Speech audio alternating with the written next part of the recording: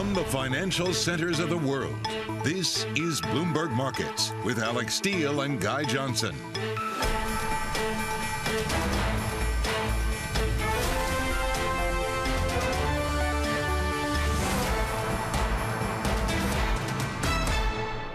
It's 30 minutes into the U.S. trading day on Wednesday, May 4th. Here are the top market stories we are following for you at this hour. Fed decision day, the expectation, a 50 basis point hike for the first time since 2000. The risk, a hawkish surprise. JP Morgan CEO Jamie Dimon gives the FOMC 33% odds of a soft landing. Driving and diving. Lyft shares plunge on a weak outlook as the ride-hailer gets set to sacrifice profit to incentivize drivers. Uber takes a different route, delivering a beat and upbeat forecast. And views from the C-suite will get insight into earnings, inflation, and the pandemic with the CEOs of Barrick Gold and Moderna this hour. From New York, I'm Kailey Leinz with Guy Johnson in London. Alex Steele is off today. Welcome to Bloomberg Markets. And Guy, a very happy Fed day to you. Absolutely. We'll find out just how happy it is a little bit later on. 50, 75. We're going to discuss that. We're getting some data, which I think is interesting and germane. The ISM services gauge falling to 57.1 versus 58.3. The estimate was 58.5. Now, you need to dig into the details to understand whether or not this is actually as bad news as it was originally suggest, because we've got this incredibly tight labor market right now. The employment index comes through at 49.5. Now, that was 54 last time around. I would suggest that actually people are struggling to hire people. And we've seen this across all the data series, and as a result of which, I wonder whether this is actually the problem that we're seeing here. Prices paid comes through at a record of 84.6 after 83.8. The headline number, Kailey, I think, looks initially negative, that this is an economy that is slowing. But actually, I think this is probably indicative of an economy that is super, super hot. And that kind of takes us to our question of the day. So what do you think, 50 or 75? Which camp are you in? I mean, the market's in camp 50, but there is the risk of 75 out there. I'm going to go with the Fed's not going to want to surprise the market. It usually doesn't, so they'll probably move by half a percentage point, Guy. But given what we've seen out of the RBA and the RBI over the last 48 hours, it kind of goes to show you that anything really goes. I wonder if we're coming out of the camp of the Fed not wanting to surprise the market. I wonder if we're heading into an environment when the Fed needs to surprise the market. Mike McKee joins us now, Bloomberg's international economics and policy correspondent. Ira Jersey with us as well, our chief U.S. rate strategist. Mike, why not 75?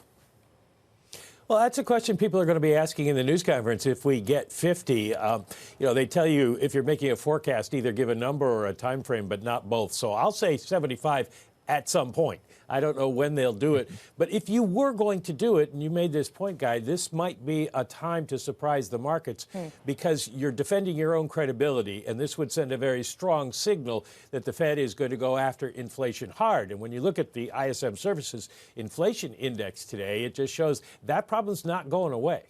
All right, Ira, so what's your take? The Fed go to shock and awe today? Yeah, I don't think so, primarily because I also think they're going to take another hawkish action and announce the fact that they're going to start running off their balance sheet today. And that coupled with the fact that we're fully priced for a 50 basis point hike today, I think takes the 75 off the table this time. That being said, like Mike mentioned, a 75 in July and maybe even another one in, another one in June and then maybe another one in July is also not completely out of the question either. But that will really depend on the upcoming data and how forceful the Fed, basically wants to fight this inflationary trend. Ira, if Powell doesn't take 75 off the table, will that be perceived as hawkish, or is that now consensus? Oh, that's an interesting question. Well, we're not fully priced yet for a June 75 basis point hike. We're about 50% priced for that eventuality. So my take on it would be if he said, 50 is, basically a done deal and 75 is very possible, we could at some point, especially if we wind up with a significantly higher CPI and PCE prints for the month of April and maybe even the month of May as well, then we're probably going to price in for a 75, which at this point it's not quite consensus yet, complete consensus, but it's a distinct possibility that's in the back of everyone's minds. Yeah, I was speaking with Chris Watling of Longview Economics earlier on Surveillance Early Edition. He basically said the market can handle 75 depending on its 75 and what. The tone around it being, front loading, we're going to take a pause. The terminal rate not necessarily is going to be higher. All of that depends. So, Mike, to come to you, and Guy and I kind of chatted about this at the top there, the Fed usually doesn't want to surprise the market. Do you think that Jerome Powell still wants the market's permission to do what he does, or does that no longer matter? I don't think it's so much the market's permission, but he would like the market to front run them a bit, which it has been doing. We already see a slowing in the housing market, which is one of the most interest rate sensitive sectors. And that's going to only help the Fed with its fight against inflation. They've got to get to a bit tighter conditions. And while financial conditions are not as loose as they were, they're still a long way from being tight. And we were talking on John Ferris' show just a short time ago about how even if you raise the Fed funds rate to a nominal 3%, you're still looking at a negative real Fed funds rate. So they'd still be stimulating the economy, which is what they're not going to want to do. Absolutely. To that point, Mike, can we just have a brief discussion about this data? Because the more I look at it, the more concerning it looks. The Services Employment Index is at 49.5. That has fallen from 54. That is a big move lower. And it comes on the back of that JOLTS number, which I appreciate is rear kind of view mirror stuff, but nevertheless kind of highlights the fact that we have a very tight labor market. And then you ally that with the Prices Paid Index, which is at a record 84.6 after 83.8. This is a labor market that is absolutely flying right now, or maybe that's the wrong word. Maybe it is grinding to a halt. What do we need to see in the labor market? What needs to happen in this labor market for the Fed to start to feel that it's doing its job? Because at the moment, the data aren't pointing to it. Yeah, well, that's going to be an interesting measurement. I mean, the labor market is, as you say, en fuego, or maybe I should save that phrase for tomorrow. But you look at the ADP number today, comes in a disappointing number, and it's probably, as you said, that the companies can't find employees, and so they're not creating as many jobs. Now, that's a different measure from is unemployment going up because the Fed is tightening, which is what usually happens. So I'm sure you'll hear Jay Powell reference the labor market, say it's too hot, but also say it gives us some cushion here to raise rates, and we don't necessarily have to go into recession because the economy is strong enough to withstand higher rates.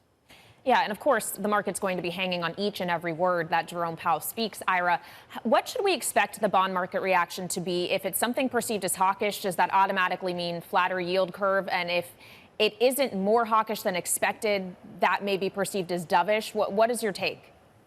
Yeah, so I think that if certainly if the Fed goes 75 or Jay Powell gives very clear hints that they're going to go 75 in June, then I do think that we'll see a little bit more bear flattening in the curve.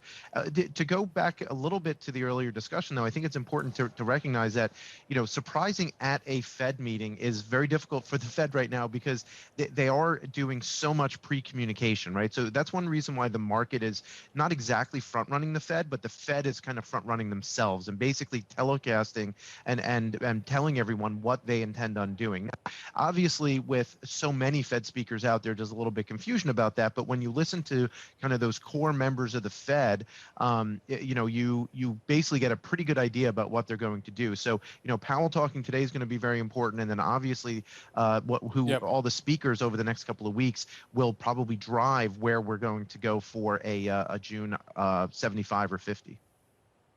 Ira, this is a genuine question. Do you think market participants have a clear and good understanding of where the terminal rate ultimately is going to have to be? No, I don't think precisely. Obviously, the market is pricing for around 3.5% terminal rate right now. But that being said, if inflation comes in higher than the market's currently expecting over the next 6 or 7 months, then certainly that terminal rate could go higher. And I think that's the real risk here right now for the markets is that you're going to have higher terminal rate and maybe even a harder landing because of that at some point in say 2024. 2024. So it's way in the future. But to the Fed, I think they have decided that they're going to fight inflation, and at least until you start to see some of those employment measures start to turn a little bit, the Fed's going to worry much more about inflation than they will about the rest of the economy. All right, Bloomberg's Ira Jersey of Bloomberg Intelligence, thank you so much for joining us, as well as to Michael McKee down in Washington, already awaiting Mike's question at the press conference later on this afternoon. Don't forget to tune in and listen to it. Our special coverage of the Fed Decides will begin at 1 p.m. New York time today. Now, coming up, we'll have more on the Fed managing inflation and its impact on gold. We'll talk with the CEO of the world's second largest gold producer, Mark Bristow of Barrick Gold. This is Bloomberg.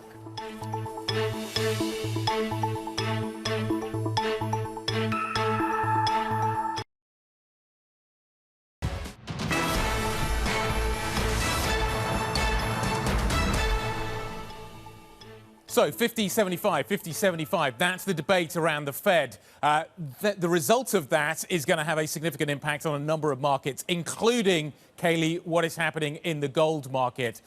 Basically, we find ourselves in a situation where it is rates up, gold down. That is obviously the inverse of what we've seen over the last few years. As rates fell during the pandemic, we saw gold getting a lift. Then it started to get another lift as well, and it's the white line here.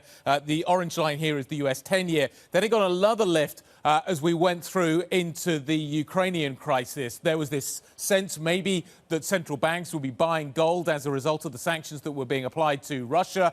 There was a sense as well that it was a safe haven asset. There was a sense maybe that it would have an impact on yields. But it's turned out to be none of those sort of stories. What we are seeing here is yields obviously moving sharply to the upside. That is the US 10-year. We're circa 3% right now. And as a result of which, gold has started to dip back, moving lower from that 2,000 mark. And the question is, can you value gold if you don't know where ultimately the Fed is going to take us? How high will U.S. rates go, and what impact will that have? Kailey. All right, Guy, well, let's further talk about gold, because the world's second largest gold producer posted better than expected earnings in the first quarter. Price gains helping Barrick Gold offset higher costs and lower output. With us now is the company's CEO, Mark Bristow.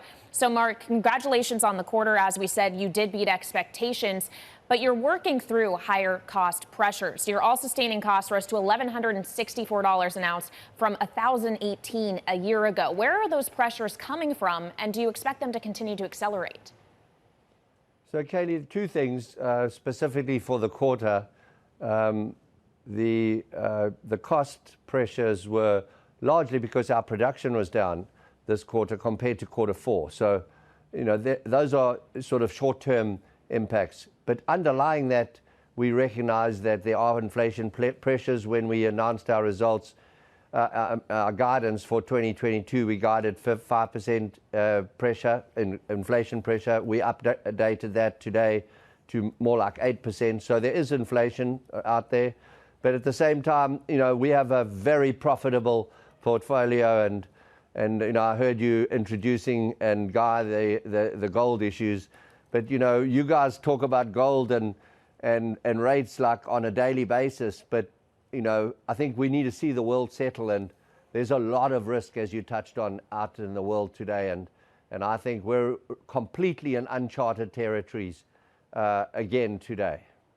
Yeah, Mark. Given that, do you expect that 5 to 8% inflation trajectory to continue? Do we go from 8 to 10 or 8 to 12 in terms of the inflationary pressures that you're going to be feeling? Yeah, so I think, Guy, the focus for us is to, of course, mitigate that through better efficiencies. And we've still got some opportunity in Barrick since the merger that we're still ironing out. We've just rolled out a common platform, data platform. Information is now real time for all our operators.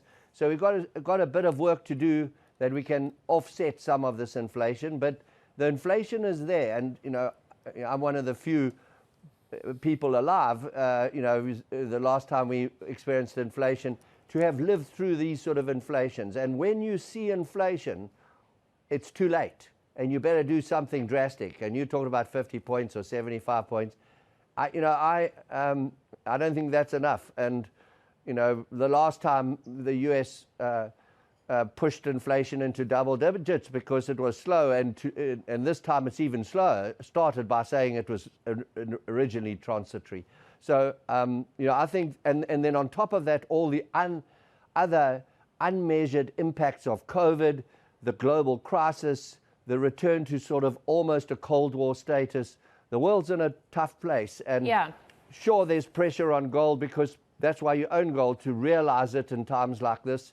And so, I see us looking for a base now in gold but the upside is, the risk is still on the upside in my mind. Upside to where, Mark? What are you expecting in terms of where gold will end this year? I think gold will end closer to 2,000 at the end of this year. And what drives that?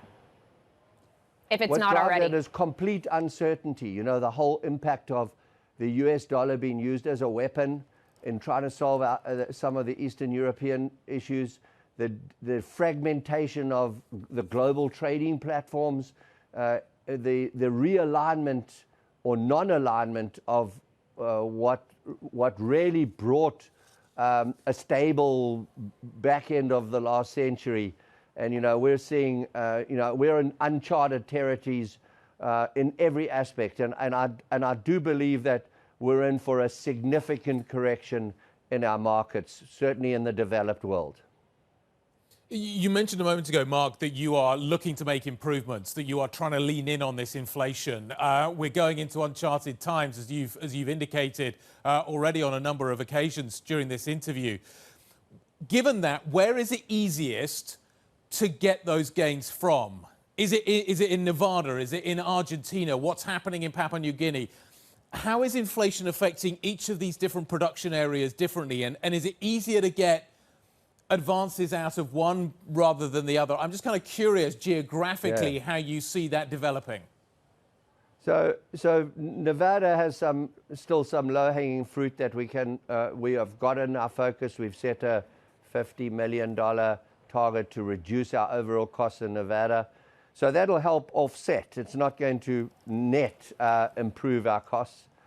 Africa's, with our global greenhouse gas emission strategies and moving down the supply chain or up the supply chain, looking at scope 3, so far all our roadmap to net zeros delivered real returns, so improved our efficiencies, our ability to manage costs and delivered returns. And I think there's still a lot of opportunity to do that as we uplift this sort of focus of some of our supply chain partners in Africa.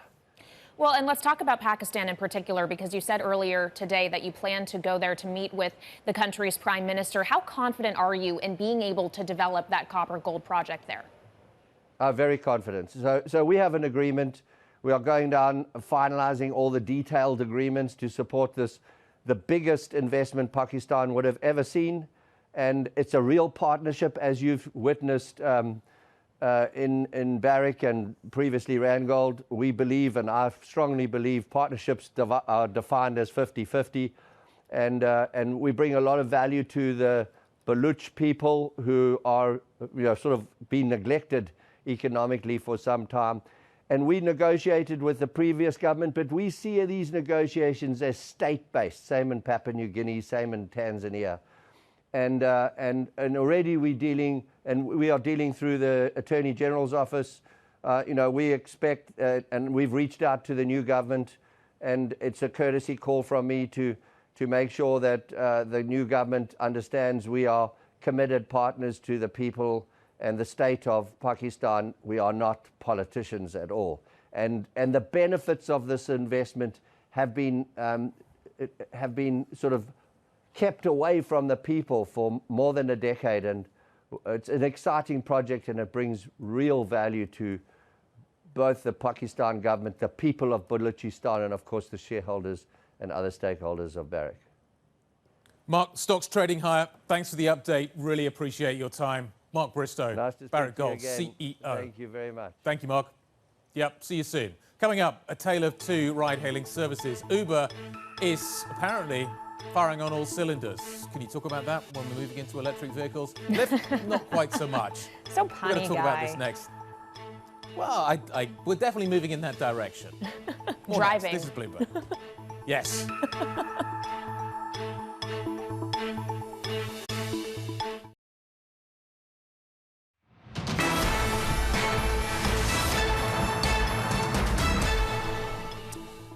Lyft's down 34%, Uber's down 10%. Lyft's numbers really reflecting a driver shortage. Uber's numbers looking significantly better, but the stock still dropping in sympathy, I suspect. Ed Ludlow, talk me through what we learned here. Why the difference between these two companies and their results? Yeah, well, I mean, in Lyft's specific case, the ridership in the first quarter was weaker than expected. That was the first kind of alarm bell. And then you look at the guidance for adjusted EBITDA, it came in lower than expected. And the company has to spend money on driver incentives. Now, a lot of analysts are saying that the sell-off we're seeing is overdone, and they make an interesting point that if Lyft says its big issue is spending on driver incentives, one might look at that as a bullish indicator of demand. We have to spend more for drivers because we need more drivers to meet demand. But clearly, there's some contagion through to Uber. You know, it's a surprise given that the company seems to be firing on all cylinders that we see this drop in Uber stock as well. Well, and Uber, Ed, also insulated a bit more than Lyft because it has the Eats business. Can you talk to us about that? Yes, there's two parts to this, right? The Eats business had record bookings, strong bookings growth. It's a diversified revenue stream. But what they were talking about is that the number of drivers going to the Uber platform is also up in the month of April significantly. Why? Because if you work on the Uber platform rather than off the Lyft platform, you have the option to drive people and food, right? There's more availability of work, is how Dara Khosrowshahi kind of framed it. That said, they too are having to spend heavily to incentivize drivers, right? Yeah. And the real big question is the demand there long term? Yeah, all I can say, Ed, is that Uber and Lyft prices here in New York City are kind of insane right now. So I've been defaulting to the subway. Thank you so much to Bloomberg's Ed Ludlow out in San Francisco for us. And tomorrow, don't forget to tune in. We will be speaking with Uber CEO Dara Khosrowshahi right here on Bloomberg, the European close, in fact, 11:40 a.m. in New York, 4:40 p.m. in London. But coming up next here, Jamie Dimon wishes the Fed the best, but says it's raising rates a little late. We'll have more of Bloomberg's exclusive interview with the CEO of JP Morgan coming up next. From New York and London, this is Bloomberg.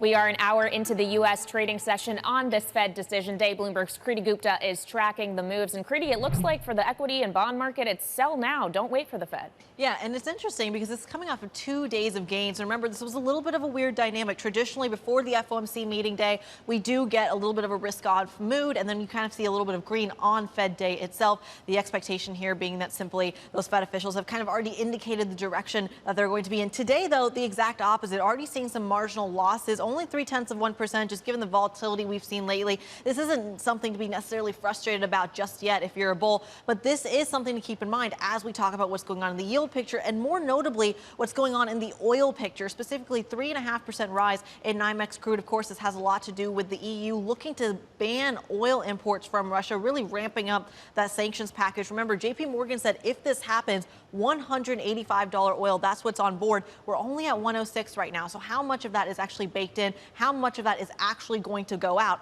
But really, a lot of the action on the surface level may seem kind of muted when it comes to Fed day, but let's talk about underneath the hood because there are some earnings movers. There are some individual movers. I want to start off with the REIT space here because Amazon came out and they said they have excess storage capacity, but in the REIT space that translates to industrial REITs really selling off. And you can see this in the last couple of days down over 10%. Really speaks to the idea that that bid that you saw in REITs, that bid you saw on data warehousing, well, it's not necessarily the trade that works in the equity market anymore. Another trade that doesn't work in the equity market seems to be a bet on those growth names like Lyft, names like Uber. They are actually down and they're getting punished in a really big way. Lyft came out after the bell yesterday and said, well, they're concerned about the outlook, a weaker than expected outlook, but also they're planning to increase their spending on drivers' costs. That includes fuel subsidies, and that could end up eating into their bottom line. Uber actually addressed that very concern in the pre-market and said, well, we're have a great outlook. We're expecting great things, but we're also going to be increasing it. They said it's not going to affect their profits, but you can really see both stocks on those worries that it will affect the bottom line getting punished here.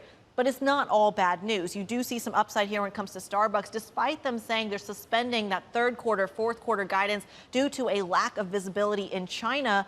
They're actually saying, well, the growth in the United States is pretty strong. And speaking of that growth, Airbnb, a very similar story. That sustained travel demand remains extremely strong. So there are pockets here, Guy, where you do see some positive growth stories, perhaps an indication that the American consumer can actually weather the inflation storm. Yep. It's going to be interesting how long that storm lasts. The travel story, I think, is going to be fascinating. Yes, solid summer, but what happens as we head into the fall, head into the winter? Kriti, thank you very much indeed. Bloomberg's Kriti Gupta. Let's get a view from the top. JP Morgan CEO Jamie Dimon says the US economy is strong and people should take a deep breath and let the Fed do what it needs to do.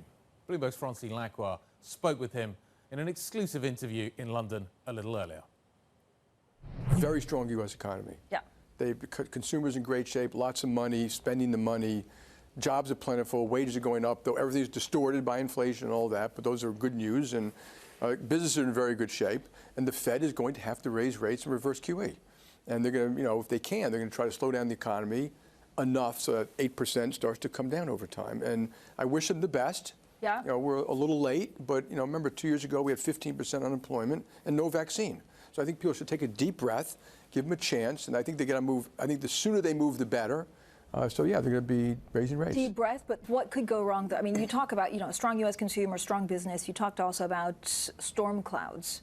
What are those storm clouds, well, and what's worst case scenario? Right? Yeah, I hate the word unprecedented, but there's kind of fiscal and monetary induced unbelievable growth in the U.S., which was true around the world, though it's obviously slowing down in Europe. That's abnormal. We've never really quite had that before. We've never had QT before. So, you look at QE, that's one of the greatest experiments ever done. They're going to be writing books for 50 years on it, and we're going to have to reverse it. And that's a huge change in the flow of funds over time around bonds and rates and stuff like that. My own view is that rates will still have to go up from here. And then you've got Ukraine, which, I think is a potential, when you look at Ukraine, obviously the wishful thinking is we have a Fed-induced slowdown works. The world is fine, Ukraine resolves, but there's a chance that this goes on for years and that you completely rattle global energy markets, wheat markets, commodity markets, and and we need, as the Western world needs to be prepared for that and needs to take every action today to be prepared that can get really bad tomorrow. And when it gets really bad tomorrow, you don't have time. So how do you handle that? What's your plan B if it does go all pear-shaped? I like the fact that it will deal with it. That's life. But how? I like in my view, the most important thing is American growth, and that America, I call it this Marshall Plan for energy, that we do everything we can, and this doesn't violate climate change, it doesn't change anything about long-term objectives, but that we do everything we can to get oil and gas into the hands of Europeans so they don't freeze in the winter. And again, I'm not saying it's going to happen, but you have a couple of problems out there. The national energy stuff the global energy is precarious. What's the role of Europe in this? Could Europe see a recession because of the energy prices? Absolutely. Our economists would say that Europe has slowed down to 2% or something. But the problem with right now, and the economists would agree with me, we're looking at a static analysis, that if things stay the way they are. But you and I know for certain things don't stay the way they are. And my view is there's a very high chance that oil will go higher. It only takes 1 million to 2 million barrels off the market a day that can drive prices up $30 or $40. And so we should prepare for that today. That was Bloomberg's Francine Lacqua with JP Morgan CEO Jamie Dimon in an exclusive interview earlier on. Now joining us for an interview, Seema Shah, Principal Global Investors Chief Strategist. So Seema, let's just begin where Jamie Dimon and Francine began with the Federal Reserve, which should have moved sooner, is going to move today. How much room do you see for a hawkish surprise this afternoon? Hi. In terms of the room for a hawkish surprise, the only way they can do that is that 75 basis point move, which at this stage seems unlikely. But I think the important thing here is, as Jamie said, it's very late. And what's interesting is that, they actually have already started. But if you think just back in March, when they moved that 25 basis points, since then, actually, it feels like they've even fallen further behind the inflation curve. So the pressure on them keeps growing. We saw the labor market data yesterday, extremely tight. There is considerable pressure for wages to go up. So they have to move very quickly. A 50 basis point move is priced in. A 75 basis point move would probably be better. It's the best way of surprising the market and getting that considerable tightening in financial conditions that they need to bring down inflation. But at this stage, I don't think it's likely. Seema, how do you value anything right now without knowing where the Fed is going, how quickly it's going to get there, what the terminal rate looks like? If the terminal rate is 3%, then you can value things at X. But if it turns out to be 4% or 5% or 6%, then I have no clue how you value the bond market, the equity market, et cetera, et cetera. You know, you're right. It is very difficult. And I think one of the reasons it's very difficult to read where rates are going is because it feels like the Fed itself also doesn't know. I think that they don't know how comfortable they are with inflation above the 2%. You know, we think that maybe at this stage they're aiming for that 2% inflation target, but actually when they get to 3% and they feel like the economy is starting to slow down, maybe they could be taking their foot off the brake at that stage. And I think that lack of clarity at this moment in time means that, as you said, trying to price out a lot of these traditional asset classes is increasingly difficult. Okay, Seema, so in this kind of environment, do I want to be in cash? And this is a question we have been asking for a while now, but given the uncertainty, given what Guy is talking about, where how do you value anything, do you just not try? No, I think that would be the wrong solution at this stage. So, you know, like I said, we don't know exactly how far rates are going to go. But the one thing that we are clear of, which is also what Jamie was saying there, is that the US economy is still very strong at this stage. We are expecting recession, but we don't expect that till early 2024. So that gives us at least 2 years of still positive growth. And that means positive growth means positive earnings growth. So you still can find opportunities. It probably won't be on the index level. So you need to look under the surface, look for the various pockets. But actually, above anything else, I think we need to look beyond the traditional equity fixed income. I think this is a real time for alternatives and specifically real assets, because the key problem facing the economy at this stage is, of course, it's higher inflation. But as long as you have higher inflation and you have positive growth, that is an environment where real assets can outperform. So from our perspective, we are still risk on, but we're displaying that more on the real asset side. Can you just go into a little bit more detail as to what you mean by that in terms of those real assets? There are different levels of investors. Different levels of investors can access real assets, therefore, in a very different way. If you're a sophisticated institutional investor, you have one option. If you're a retail investor, you have another option. How do you access real assets at this point in the cycle? Yeah, so the real asset space that we'd be thinking of here would be your commodities, your infrastructure, your natural resources. And obviously from the commodity complex, that's an easy one for almost any investor to get in. I think one of the questions that we are seeing increasingly is, have we already missed the opportunity? Have things moved further on? And our answer to that would be, you know, yes, the geopolitical conflict with Russia, Ukraine, it can turn at any time. And there will be a ton of volatility around that. But if you look beyond just the geopolitics and look at the structural shortages of commodities within the market, which has been going on since the COVID recovery started in early 2021, that to us suggests that actually commodities will probably stay elevated for a considerable time. And we're thinking more than just energy. We're thinking, you know, again, as Jane was saying about the wheat, your agricultural goods, fertilizers. So there's so many parts of that market that can continue to perform well. And if you're in the institutional space, well, look, then on the alternatives, then of course, private credit is a good opener for you. Well, Seema, on the point of commodities and energy specifically, we're seeing oil up the better part of 4% today. Brent's at back around $108 a barrel. And of course, that driven in large part by Europe's proposal to phase itself off of Russian oil by the end of this year. What is your view on Europe and the growth picture there, considering we're still talking oil, we're not talking gas? Yeah, and exactly, and I think that's key. It's, you know, the gas, if you were to cut off gas, well, that changes the picture very significantly. But for us, look, the European economic picture is pretty dismal. We can see a slowdown coming through. We are expecting there could be even a recession, even without that cutting gas by the end of this year. So from a fundamental perspective, Europe is not looking like a pretty picture. But then what we have seen as well is that markets have already adjusted their expectations. And a slowdown in growth is increasingly priced in. So if you look at average earnings growth expectations for Europe, they have come down considerably over the last 2 months. So this is now priced in, and valuations are actually looking relatively attractive. So at this stage, fundamentals are looking bad, but the valuations are almost compensating for it. So for our perspective, we're actually neutral European equities rather than underweight. They are looking attractive relative to what scenario, Seema? And this is where I have a real problem with Europe at the moment. The US has a whole range of outcomes, most of them centered around the Fed. When it comes to Europe, those range of outcomes are largely centered around the war in Ukraine and the response to it. Today, we have seen Europe putting an oil embargo on. If you see a gas embargo put on, I'm assuming that stagflation becomes the central case in that scenario. Yes, absolutely. And we've seen estimates from the Bundesbank saying a 5% drop in GDP would be likely if there were a cut in gas. So yes, this is not the time to get overweight because you still have that risk weighing over the market. But in our central scenario, we don't see that happening. You know, we're moving slowly, but that is a big, big move for Europe. So at this stage, given valuations, this is a time to be neutral rather than underweight. As you said, the risk of a cut in gas means that we would be very, very wary of pushing into the overweight for European equities.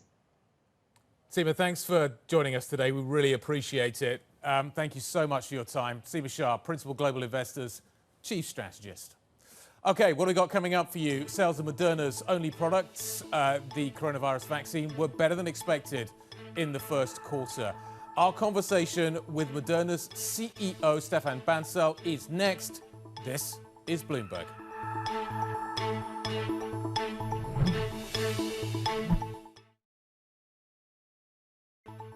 This is Bloomberg Markets, the European close. I'm Ritika Gupta. You're looking at a live shot of the principal room. Coming up, Guggenheim's Scott Minard joining Bloomberg Television's Fed Special at 2 p.m. in New York. This is Bloomberg.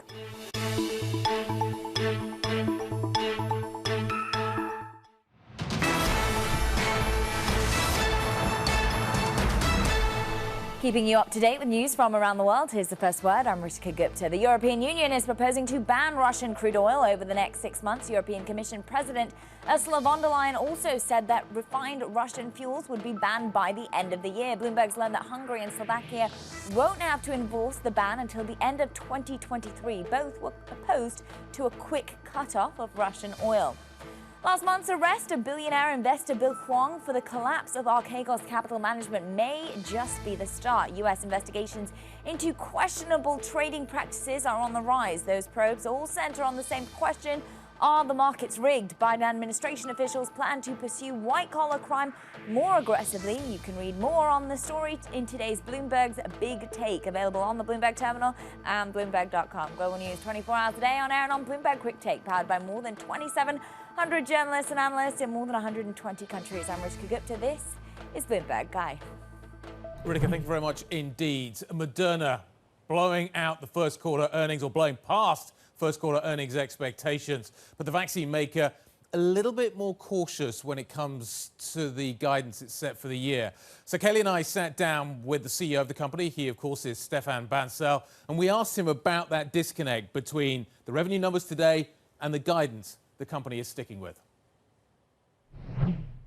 This is not a guidance, actually. It's our current signed APAs. What we have done for the pandemic is to be very precise to the market and investors to tell them exactly, as of today, what's the book of business. So as of today, the book of business that is signed is $21 billion for the year. And as we've said, you know, while there might be a bit of downside to that number on the COVAX front, as you know, COVAX has way too many vaccines for the low-income countries, as you've heard from also other companies. There's a lot of upside to those numbers as well, because these numbers include zero sales from the US government. And as you can imagine, there are going to be vaccine boosters available in the US in the fall. There's currently no budget from Congress. So we're getting the company ready to go into the private market setup if we have to, if there is no funding from the US government. So what do you expect, Stefan, in terms of contracts? Are you expecting more from the US government this year? Well, if you look around the world, every developed country from Europe to Japan to Canada to Switzerland and many more have all ordered the Omicron-containing booster for the fall. The US has not, and as you know, there's been no money appropriated in Congress. So I'm hoping, and we're having discussions with the White House and HHS to be able to provide the US government with vaccine.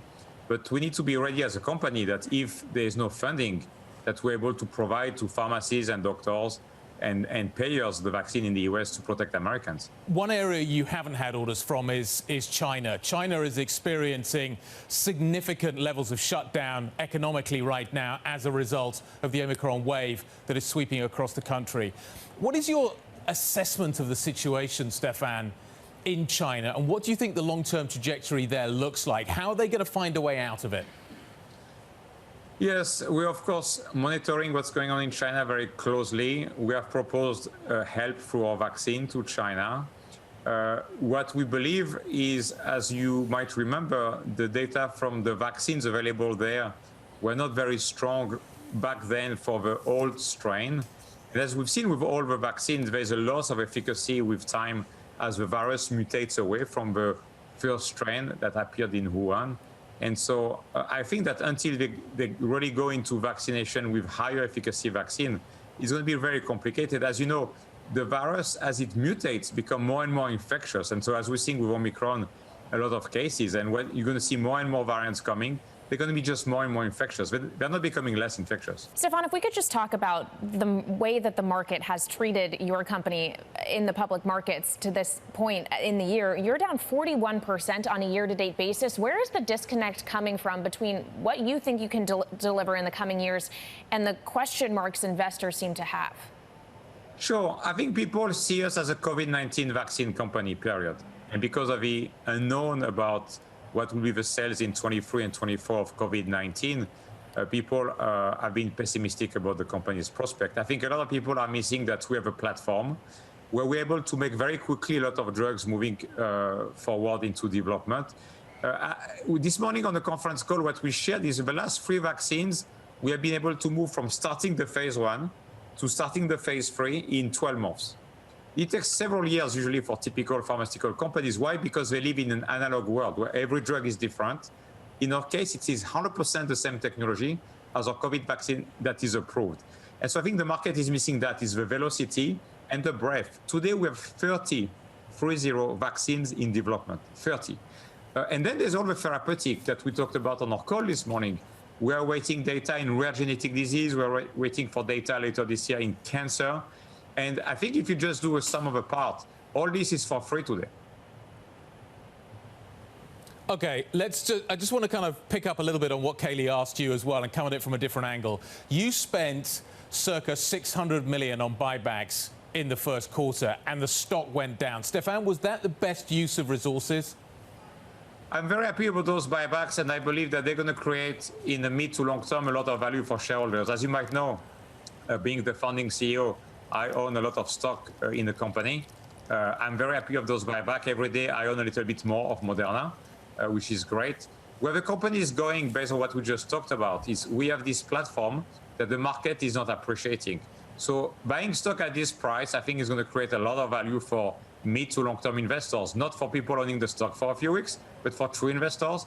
They'll be massively rewarded.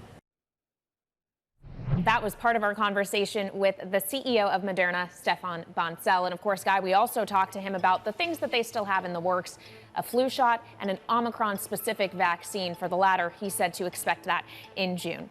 This is Bloomberg. He's definitely looking forward to that. Sorry, Guy, I hear the music. Usually the music means we got to go. I thought we had an opportunity to chat, but maybe I've been miscommunicated with a miscommunication. I'll do the words. This is Bloomberg.